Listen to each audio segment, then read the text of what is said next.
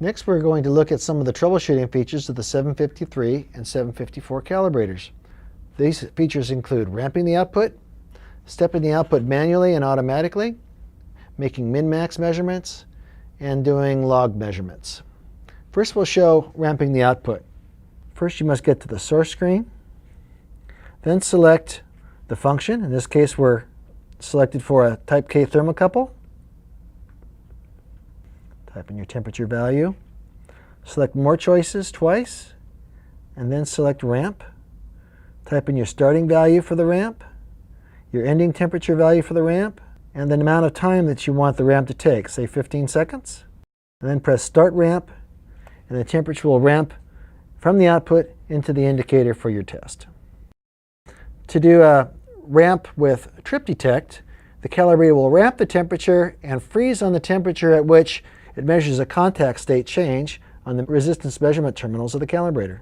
Select Change Ramp, Enable Trip Detect, select Continuity, and press Start Ramp, and the calibrator will freeze the temperature that it measures the contact's change state. In this case, 6.4 degrees C. Another feature for troubleshooting is stepping the output.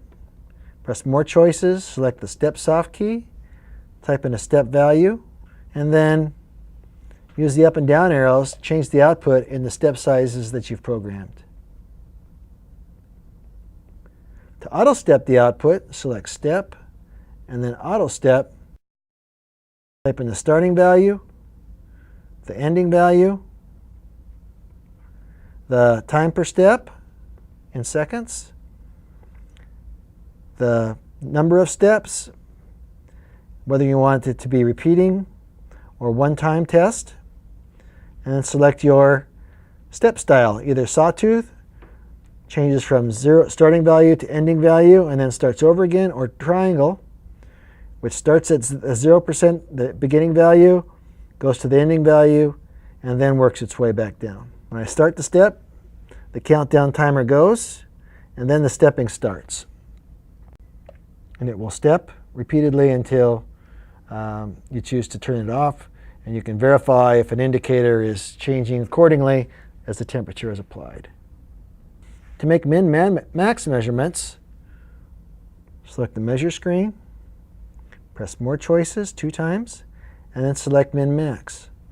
In min-max record mode, the calibrator will capture the minimum measured value, the maximum measured value, and if you want to save to memory, press More Choices and Save, and then that information is stored in memory.